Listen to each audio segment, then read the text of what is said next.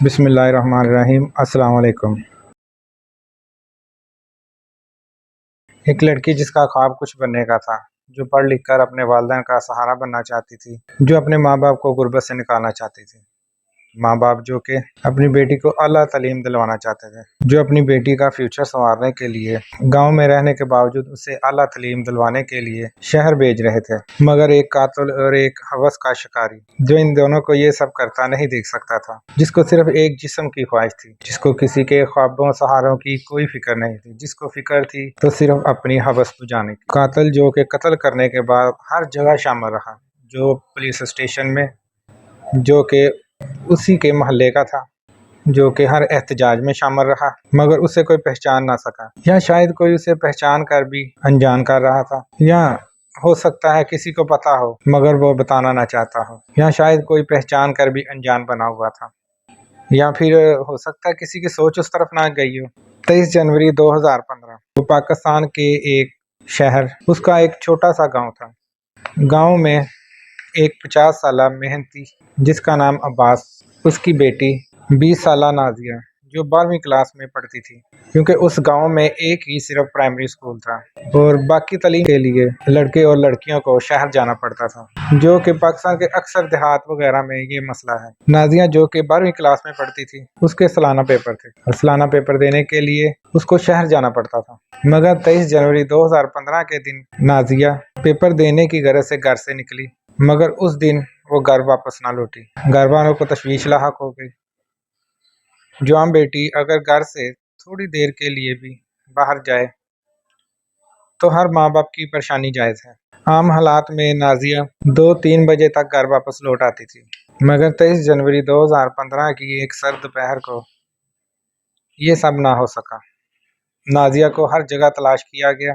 نازیہ کی دوستوں کے گھروں سے شروعات کی گئی۔ نازیہ کی ایک دوست کے گھر جا کر پتہ کیا گیا، کچھ کے گھروں میں جا کر نازیہ کو تلاش کیا گیا، رشتہ داروں کے گھروں میں تلاش کیا گیا، لیکن نازیہ کا کہیں پتہ نہ چل سکا۔ ہر جگہ تلاش میں ناکامی ہوئی۔ تلاش میں رات سے صبح ہو گئی، مگر نہ نازیہ گھر آئی اور نہ اس کے بارے میں کچھ پتہ چل سکا۔ اب ماں باپ کی پریشانی نے غلط سوچ لینی شروع کر دی۔ اپنی طرف سے جب تلاش میں کوئی کامیابی نہ ملی تو پھر کچھ لوگوں نے پولیس میں رپورٹ کرنے کو کہا۔ پھر تھانہ صدر سرکل کو آگاہ کیا گیا، کیونکہ لڑکی کو گم ہوئے کافی وقت گزر چکا تھا۔ نازیہ کے والد عباس پولیس اسٹیشن میں پہنچے اور پولیس کو نازیہ کی گمشدگی کی رپورٹ درج کرنے کو کہا، تو پولیس نے پہلے اپنے روایتی سوالات پوچھے، یعنی لڑکی کا کسی لڑکے کے ساتھ کوئی افیئر وغیرہ، لڑکی گھر سے اپنی مرضی سے تو نہیں گئی، گھر سے کوئی قیمتی چیز، زیورات وغیرہ گم تو نہیں ہوئے۔ ان چیزوں سے پولیس یہ نتیجہ اخذ کرتی ہے کہ اس میں لڑکی کی اپنی مرضی کتنی شامل ہے۔ پھر اس کے بعد پولیس نے نازیہ کے والد عباس کی مدیت میں نامعلوم افراد کے خلاف مقدمہ درج کرتے ہوئے تلاش اور کارروائی شروع کر دی۔ پولیس نے نازیہ کے گھر جا کر باقاعدہ پوچھ گچھ کی۔ گھر کا کوئی سامان کم تو نہیں، یعنی لڑکی اپنی مرضی سے تو نہیں گئی، مگر گھر میں کوئی چیز غائب نہیں تھی۔ اگر کوئی چیز کم تھی تو وہ صرف نازیہ۔ اسی دوران قریبی کھیتوں سے، جس میں گنا کاشت کیا گیا تھا، ایک لڑکی کی بغیر کپڑوں کے لاش کی اطلاع ملتی ہے۔ یہ کھیت نازیہ کے گھر سے کچھ کلومیٹر کے فاصلے پر تھے۔ اطلاع ملنے پر نازیہ کے گھر والے پولیس کے ساتھ موقع پر پہنچے، جہاں گھر والوں نے نازیہ کو پہچان لیا تھا، کیونکہ نازیہ کا چہرہ خراب کرنے کی کوشش نہیں کی گئی تھی، جیسا کہ اکثر کیسز میں ہوتا ہے۔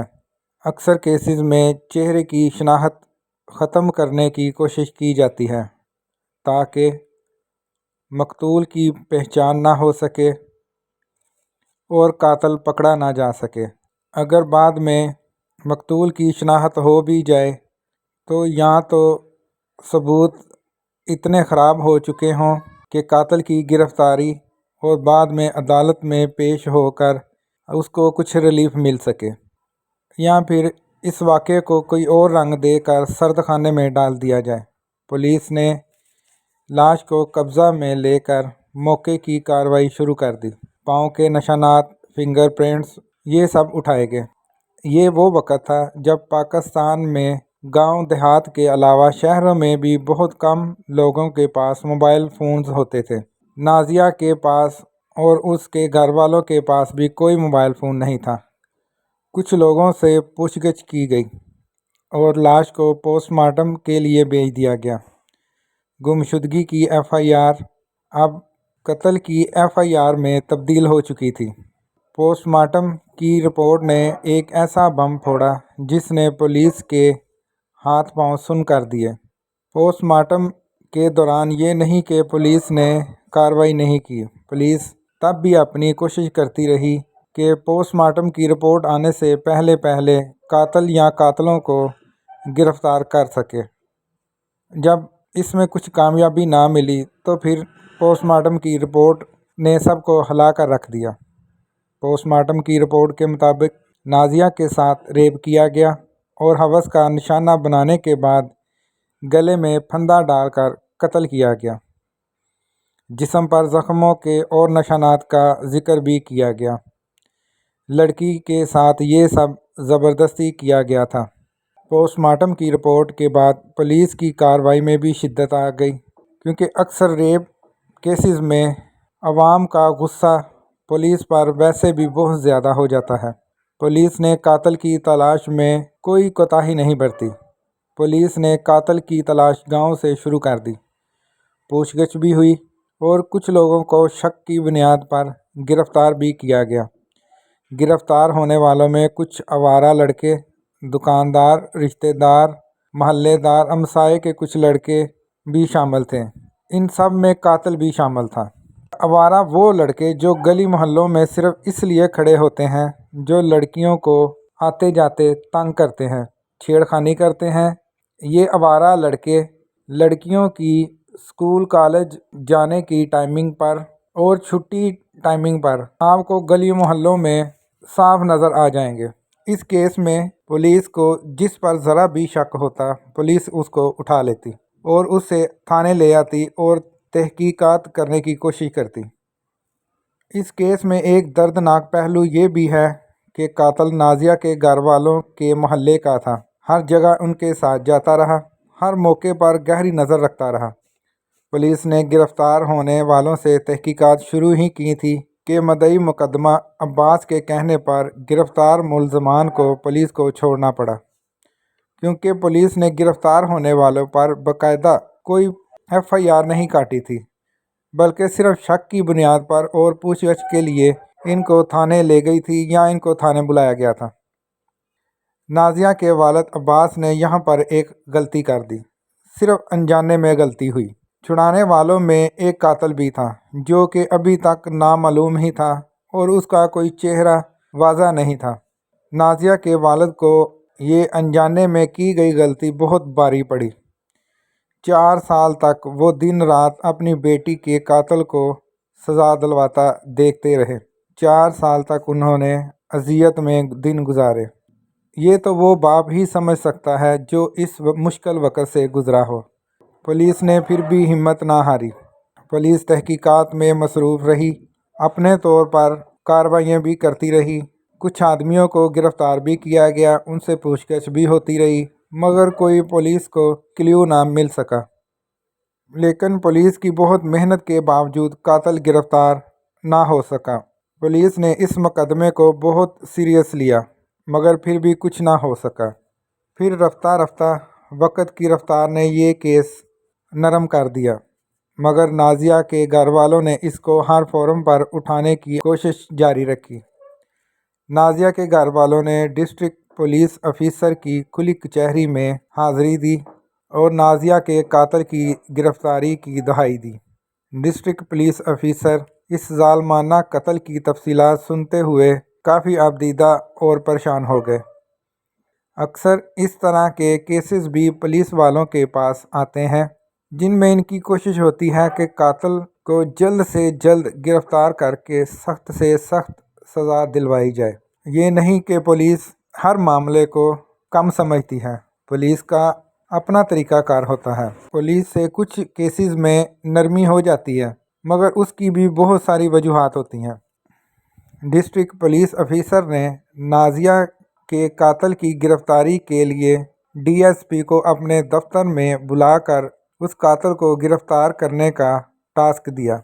ڈی ایس پی نے نازیہ کے قاتل کو ٹریس کرنے کے لیے کچھ طریقے اختیار کیے۔ نمبر 1، سادہ کپڑوں میں پولیس کے جوانوں کو اسکول سے گھر تک ہر جگہ پوچھ گچھ کرنے کا کہا۔ جن رستوں سے نازیہ اسکول جاتی تھی، اسکول میں کیا کرتی تھی، رستے میں کون کون آتا تھا۔ نمبر 2، لیڈی پولیس اہلکاروں کو سادہ کپڑوں میں گاؤں کے مختلف گھروں کی خواتین کے پاس بھجوایا گیا تاکہ نازیہ کے قتل کی پہیلی سلجھائی جا سکے اور کوئی سراغ، کوئی کڑی ہاتھ لگ جائے جس سے پولیس کے ہاتھ قاتل کی گردن تک پہنچ سکے اور وہ اسے سخت سے سخت سزا دلوا سکے۔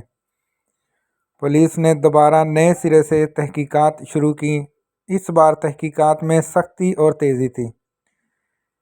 ٹیم نمبر 1 نے تحقیقات کا آغاز اسکول کلاس فیلوز سے کیا۔ تحقیقات کے دوران پولیس کو ایک بہت پختہ سراغ مل گیا۔ نمبر 2، علاقے کی کچھ خواتین نے سادہ کپڑوں میں لیڈی پولیس اہلکاروں سے بات کی اور قاتل کا ایک سراغ دے دیا۔ دونوں کڑیاں سننے کے بعد قاتل کا ایک چہرہ اور ایک نام سامنے آیا۔ قاتل کا نام اور چہرہ سامنے آنے کے بعد پولیس نے فوری طور پر ڈی ایس پی کو اس بات سے آگاہ کیا تو انہوں نے تھانہ صدر پولیس کو ہدایت کی کہ فوری طور پر قاتل کو گرفتار کیا جائے۔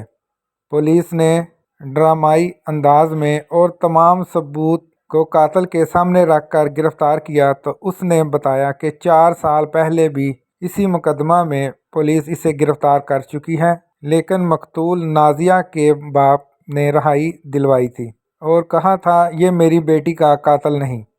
لیکن اب کی بار پولیس نے اپنے روایتی طریقوں سے قاتل سے تحقیقات کی تو اس نے اعتراف جرم کر لیا۔ قاتل کون تھا اور اس کی نازیہ سے کیا دشمنی تھی؟ قاتل کیونکہ نازیہ کے محلے کا ہی تھا اور اس کا نام نواز عرف سنی جو کہ اسی علاقے کا رہنے والا تھا۔ نواز شادی شدہ تھا، اس کی بیوی کے ساتھ اس کا اکثر جھگڑا رہتا تھا، اسی وجہ سے وہ اس سے طلاق لے چکی تھی۔ نواز عرف سنی نے تفصیلات بتاتے ہوئے کہا کہ اس کے نازیہ کے ساتھ تعلقات تھے۔ نازیہ سے تعلقات کی ابتدا کب اور کہاں سے اور کیسے ہوئی؟ نواز جو کہ نازیہ سے 8 سال بڑا تھا۔ نازیہ جب پڑھنے جاتی تھی تو گاؤں سے شہر جانے میں مشکل پیش آتی تھی۔ اکثر گاؤں دیہات میں آنے جانے کے لیے رکشے وغیرہ استعمال ہوتے ہیں کیونکہ ادھر کچھ گاؤں دیہات کی طرف کچی سڑکیں بھی ہوتی ہیں اور اگر سڑک بنی بھی ہے تو وہ نہ بننے کے برابر ہی ہوتی ہے کیونکہ اس میں جگہ جگہ گڑھے وغیرہ ہوتے ہیں یا سڑک کی زمین نیچے بیٹھ جاتی ہے۔